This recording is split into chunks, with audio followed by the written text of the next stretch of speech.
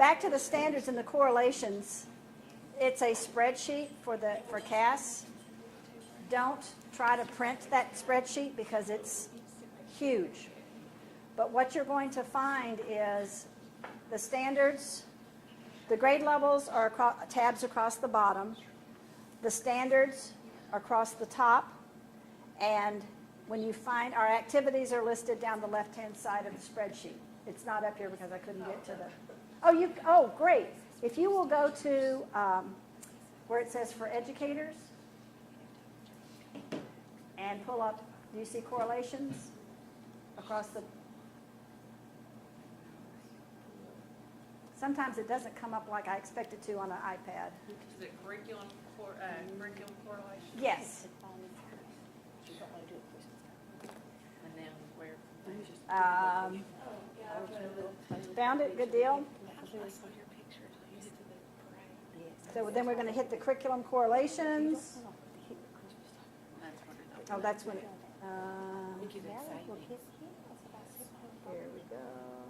So under curriculum correlations, the first thing you're going to see are NGSS, and then their listing of the states. And if you'll go down to Kentucky,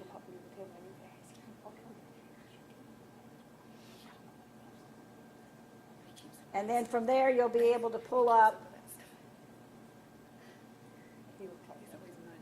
the grade levels are across the top. And then just click on the grade level that you're looking for. It's getting bigger and bigger and bigger. Okay, so then it has all the next generation standards in there. Yes. And it just fill it in. Well, what I want you, yes. When you see a dark black circle that's filled in, that means that activity will meet that standard. If you see an open circle, it means it will support the standard. So you'll want to go through until you see either the solid. All right, so come down here. And then click on your grade level. And then when that is, it'll open up into the spreadsheet. Yeah, we needed to have this done a month ago. Because I'm finishing up my energy. Are you really? Right now? You'll be ready for next year. Have We'll still new have ideas. chemistry, so we Right. Well, energy will be all year long, but That's I mean, it's integrated all the way through. Right. So that's what the correlations. That's the only caution I want to give is that don't try to download it. You'll also notice in the info books there's information about all 10 energy sources. At the elementary and intermediate level, it's 2 pages of content per energy source. At the high school level, it's 4 pages in a little bit smaller type. So all of this is available on the website. You can download it. So you don't necessarily have to have a book for every student.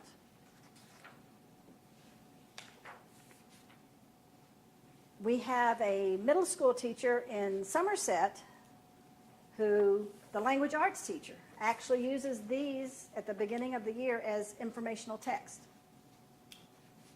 And then when the students get to science, they already know about the 10 energy sources, so they can delve right into the hands-on. So it's a great way, another connection between and using science as a way to get your reading in, teaching reading using the content. With our energy sources, typically you don't have time for every student to learn about or to study all 10 energy sources.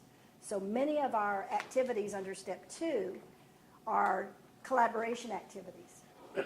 For example, we have Energy Expo, where the students are assigned an energy source and they work as a small group to do some kind of a presentation, whether it be a PowerPoint about their energy source, they could do a trifold display about their energy source, but they are responsible in the activity. It gives them 5 questions to answer using the info book as their resource to, in some form or fashion, share this information about that energy source. So some of our teachers will connect with the art teacher and the language arts teacher for this piece to talk about how to give information in a small amount of space, how to use graphics, how to use pictures to make it interesting for the other students. A lot of different ways to use that information. And we've actually had some of our teams, after they finished their expo boards in the classroom, have taken them to the public library to display, to educate the community about the 10 energy sources and to share what they've learned in their classroom. So again, thinking kind of outside the classroom box, how else can we use this information, or even put it up in the cafeteria so when people come to have lunch, they'll learn something about the energy sources.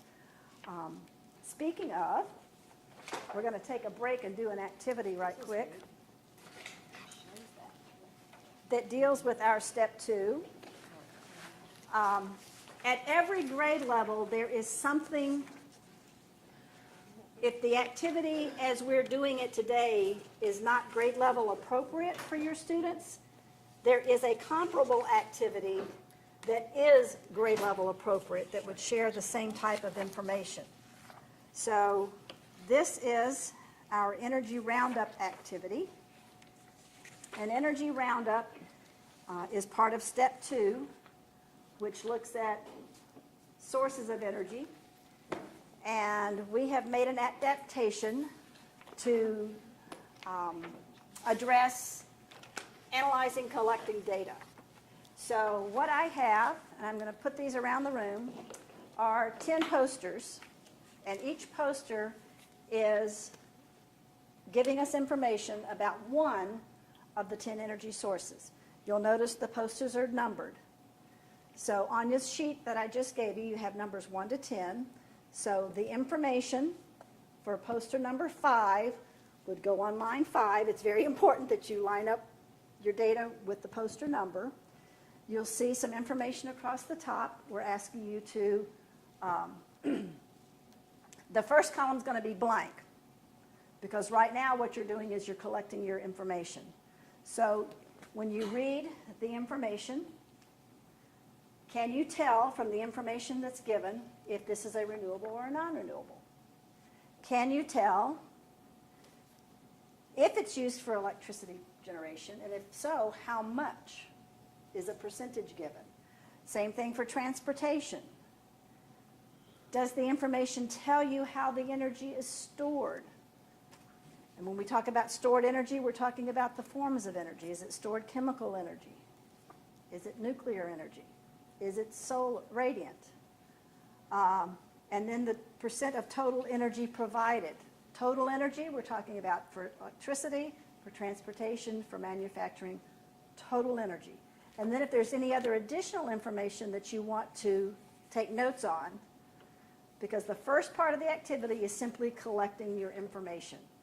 So I am going to put our posters around the room and see if you can, not see, but I want you to collect the information about the 10 energy sources. You're going to be my students right now.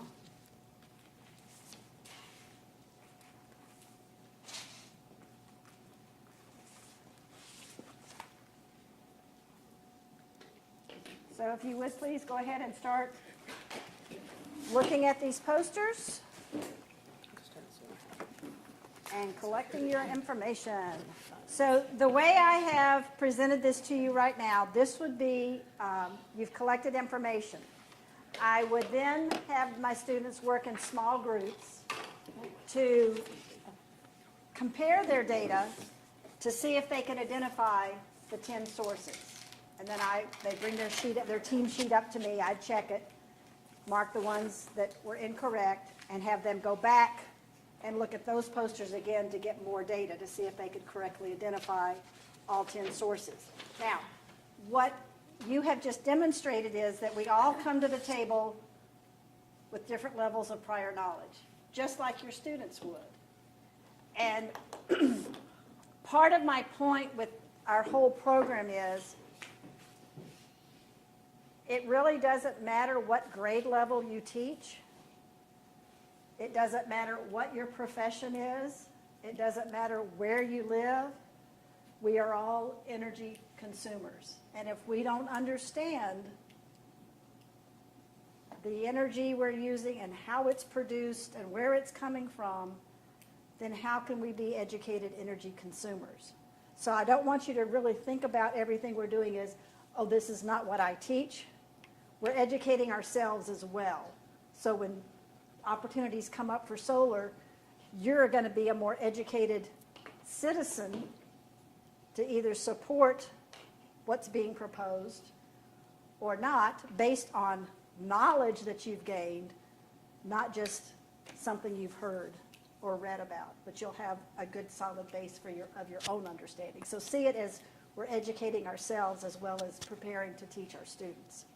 So this would be an activity. I would have used what we just did for prior knowledge.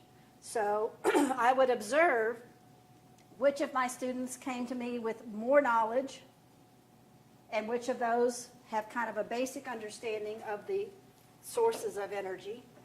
And then I would then divide them up based on how I wanted to see this happen. Maybe my ones that identified them all correctly would be separated with students who needed more information to come up with a team that are then going to prepare some kind of informational piece to teach the rest of the class or educate the rest of the class about the sources of energy. I also would use this as a culminating piece by giving my typically, well, it can be any grade level, upper elementary and above. I would ask that as a culminating piece, have them number a sheet of paper to 1 to 10 and go around and read the posters and identify the 10 posters. If they couldn't get one right, then I'd know they need a little bit more information about that particular energy source. But just as a quick culminating after the presentations, then to see if they've gained basic knowledge about the energy sources. With my elementary students, you have Games and Icebreakers is in your packet. So if you want to pull that out right quick, there are several things that we're going to be doing today come from this. And if you'll turn to page 15 in Games and Icebreakers, it should be probably close to the bottom of the pack. On page 15, you're going to see the energy source cards. And this is how I often will divide my students into teams. I'll give them an energy source card, and then they have to find the poster that is identifying that energy source that they've been given. And then when that group gets together, then they're the team that's going to investigate that particular energy source. For example, if I had given you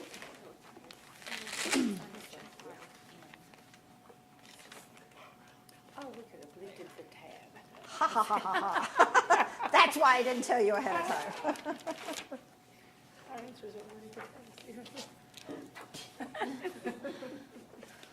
So the energy source cards, if I had given you petroleum, if you were at poster number 1, you would have been at the correct poster. So the other 2 people that were with you at poster number 1, if you all had petroleum, now you're going to be the ones that are going to make some type of a presentation about petroleum for the class. So just quickly, the posters are self-checking if you need them to be.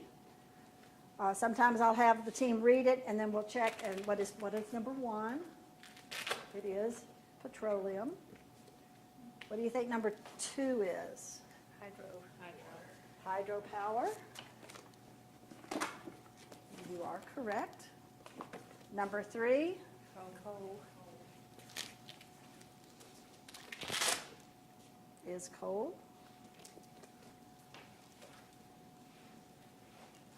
Number 4? Ah, we've got some discrepancies here. Geothermal in number 4. I thought number 4 water. Number 4 is? Biomass. Biomass. Did I put my things upside down? Yeah. I must have, when I filled in the 2, I went backwards. I don't have enough information. Okay. There you go, and that's okay. I went upside down and backwards. What's number 5? Natural gas. It is natural gas.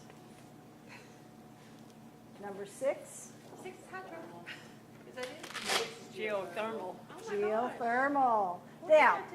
I think you reversed them, because I did that with 4 and 5, or no, 5 and 6. and some of them can be a little bit tricky because here we're thinking about geothermal as mainly for heating and cooling with our, like we're using in our school buildings. I got some numbers back. Thank you. But in the western states, especially, there's a facility just north of Calistoga, California, where they're using the geothermal energy inside the mountain to produce electrical energy. It looks like a coal-fired power plant on the surface, but they're using geothermal. My numbers. Sound just like a student. Because 4 was 6 was right there, weren't No, you didn't tell them 7 times, so you gotta tell them 7 There you times go, first. exactly. You're right. What is number 7? Yeah, really. Nuclear, yeah. Nuclear is the form, but what's the source? Uranium is the source. And that is a very common mix-up. That, again, we want the students to understand that the form is nuclear, but the source that's providing that nuclear energy is uranium.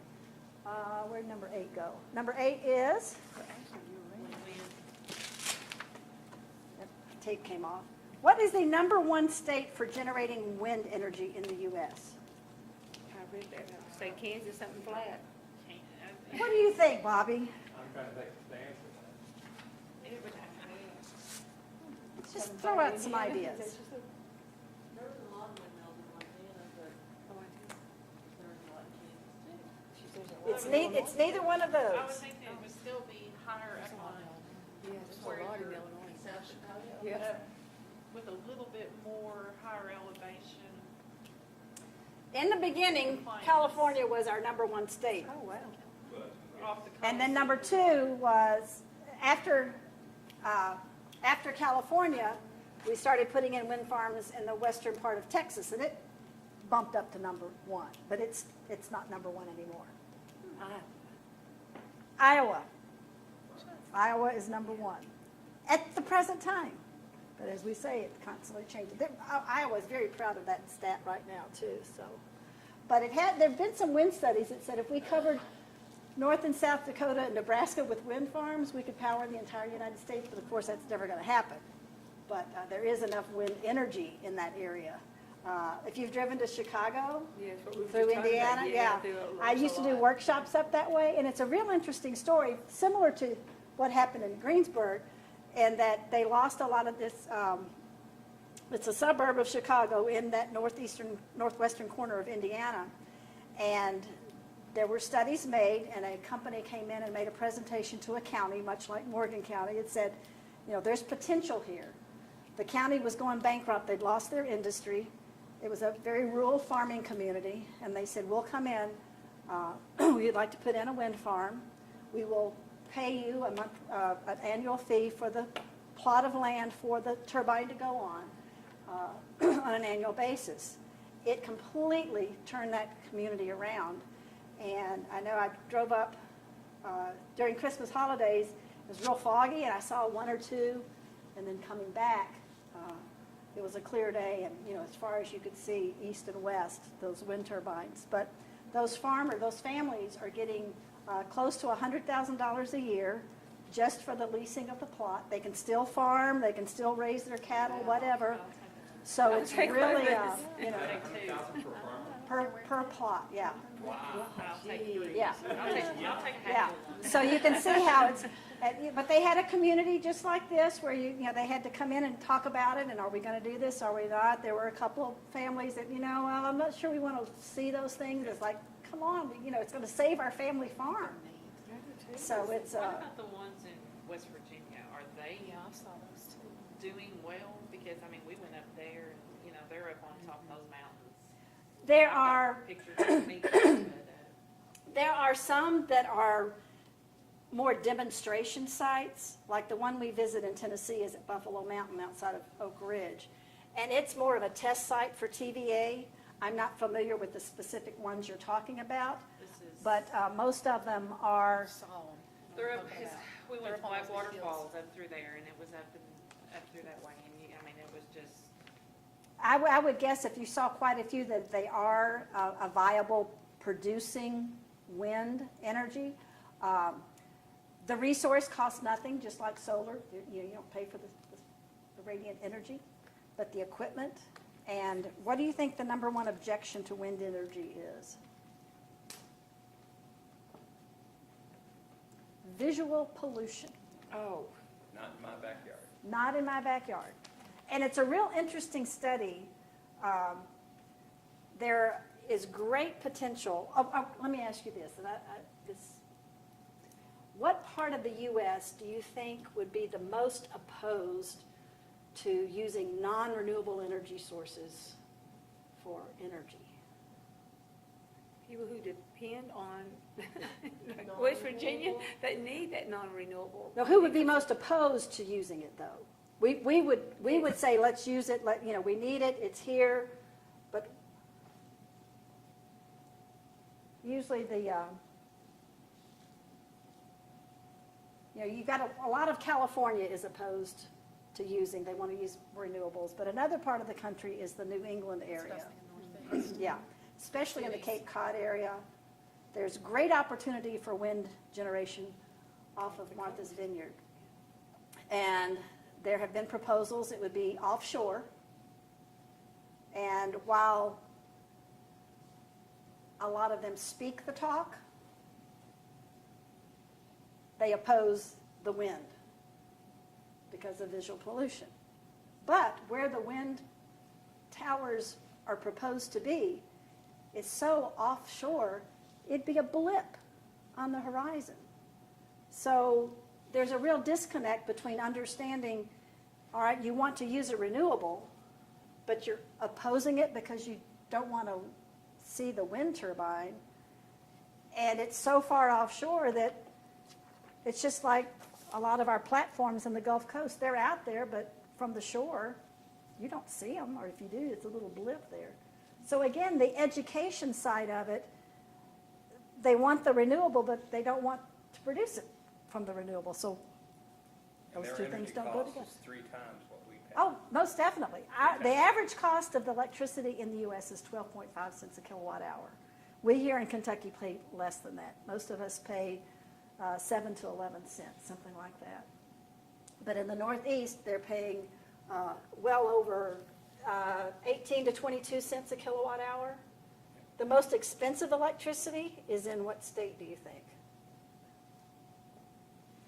It's about 45 cents a kilowatt hour. Hawaii. Hawaii. Yeah, Hawaii, Yeah. out there, Alaska, out the way yeah. from And everybody. what do you think their number one source for generating electricity is? Wind? You would think. Nope, no wind, not solar. We You'll never guess. Petroleum, Oh, wow.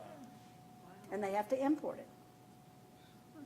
Now, we've been doing a project for solar on schools for a couple of years, but as I mentioned earlier, solar takes a big footprint. And what's Hawaii's main industry? Tourism. And it's a very small state. You know, the islands are not big. And if it takes 5 acres to power 100 homes here in Kentucky, can you imagine what it would take in Hawaii, the footprint of that? So they're looking at, there's research, we're seeing some spots where we're researching wave energy. Those, energy in the ocean, it's constant. But there's any type of production that people can see, there tends to be opposition because, I don't want it to obstruct my view. You mentioned Richardsville Elementary? Yes, Okay. yeah. Yeah, and the one cool thing there is they've got like plats on top of the roof. So it's not stood up on things. They've got them on carports and stuff like that. They have some, what's called thin film, that it's Velcroed down. That's the same thing that Turkey Foot has on the on the building itself. Richardsville did build a covered, like a carport Carports. Mhm. in their parking lot where they put the mounted. Turkey Foot has mounted as well, which generates more than the thin film, but still together they. I think Turkey Foot, last I heard, was like at 16 cents or 16% generated. The rest of it's they produce on site. Richardsville actually gets a check back from TVA for the last few years, about $35,000 back. They pay no utilities because they're generating their own, and then the excess they sell back to TVA, and they get a check for. So think, no utility bill, and utilities are usually the second highest budget item for a school district after salaries and staff. Yeah, they built net zero by design. And First in the country. yeah, Elementary it school in the is. country. We've had visitors from all over the world come visit that one. And Warren County is building net zero ready, which means the infrastructure is there. Once they get the money to buy the solar panels, then the building's ready to hold those panels, because it is a structural thing. But it's one of those things you have to be forward-thinking in your design phase, and that's why I was asking earlier on the design team, and CMTA they're great, so you're in good hands. But there are things that need to be done initially to be able to take advantage of it later when opportunities arise, because most of our school buildings, we're going to use them 40, 50, 60 years, so we don't want to miss out on those opportunities. But visual pollution is one of the biggest issues. You were talking about West Virginia. I know leaving DC, driving west through the Shenandoahs, you'll see some solar. And there are those who oppose that solar because we bought this cabin in the mountains to have a peaceful place to go. We don't want to be looking at that wind turbine. And it's like, well, you know, as I said earlier, there are pros and cons to all of the energy sources. What's number 10? It would be solar. Good job. So The technology there, I've seen and heard it talk about where there are the photovoltaics. for roadways. Have you seen that too? Where all the roads Will be taken- produce? That's on solar power. So you're not taking land, the road is already there. Oh, and there are sidewalks that will do that. The And technology is yes. there. The expense is Is part of the issue. Just unreal. Yeah. But it's the same thing, and you take out the loan to get it going. Once you're there, once it's done, it's Done. done. Right. And there's actually paint that will generate electricity. You know, kind of like the reflectors around, there's things in there like solar Yeah. panels, that reflect the energy for towns. No, the or one I saw cities. even had the Oh, okay. lights going into it, that in major cities, it would change to lanes. It lights up the lines on the road. Yeah. And, you know, Yeah. like Lexington, where they have some lanes that turn left at this time that go straight at other times. Right. They just automatically change. Switch the- and switch over yeah. to what it needs. Think how, I mean, the opportunities for the kids to, Another thing we found was when they were talking about like cars charging, they could actually charge as they drive, Because it's coming up from the road. because it's already there. it's space age science for sure. It's really interesting, but it's the opportunity, you know, think about just how creative your students can get with what the opportunities might be. If you do have students that are really excited, if you haven't been to the Center for Applied Energy Research in Lexington, they love for have students come. But this is a world-renowned research facility. And part of their initial mission was to find alternative uses for coal. But it's expanded more than that. We are actually consulting. We have a team that goes to China quite often to consult to help bring their coal generation up to a more efficient standard. But we were talking to one of the chemists there who has developed a paint for the military. And right now, this paint, they paint it on rocks, and it will generate electricity for the soldiers to power their radios and their equipment. And what his goal is to take that a step further so that it's built into their uniform. So they no longer would have to carry these big, heavy battery packs to charge their equipment. It's built into their clothing. I think, you know, how cool is that? And these are opportunities to plant seeds in the minds of your kids who are kind of, you know, just creative and want to see, but they love to have students come. The field trips and they also will come speak at times. So, but CAER, Center for Applied Energy Research, I would highly recommend you keep them on your list of opportunities. Yes, University of Louisville is also doing a lot of work in the solar arena. They're using like an old printing press where you have paper go through the printing, and they have a very, very thin film, like saran wrap. And they're embedding the solar cells into that, so eventually you could like wrap furniture and other things out on your deck, and it's still in experimental stages, but it's cool. Like Just cool opportunities, yeah.